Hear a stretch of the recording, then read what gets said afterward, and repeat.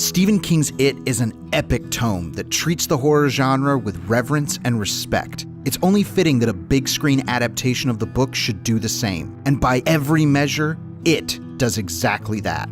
Director Andy Muschietti approaches the material as if he's making the Lord of the Rings of horror movies. Elements of dark fantasy and perilous adventure are ever present, and that elevates it into something much more than your usual horror movie. This isn't a typical date night spookfest. It utilizes jump scares effectively, but sparingly, choosing instead to hone in on terrifying imagery and oppressive atmosphere. And that imagery is harsh. Muschietti's film steps out of the gate with one of the most shocking scenes in modern horror history, and the film doesn't let up. There are multiple moments of jaw-dropping violence and bone-chilling gruesomeness in regards to children in this film. It's that dedication to the gut-churning evil of the movie that makes the terror feel so real. Plus, it really helps when you have characters you love. And trust me, you are going to love the Losers Club. They feel like they stepped right out of some 80s film. Admittedly, some of the members shine more than others, but it's never so damning that it derails them as a cohesive unit.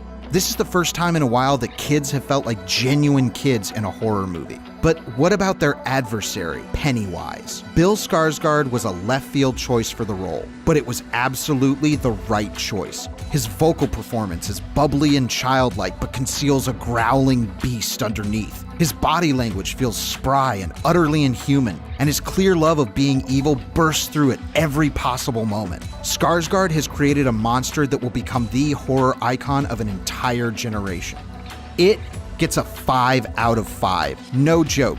This is an all-timer. If this had been made in the 1980s, we'd be hailing it as a horror classic.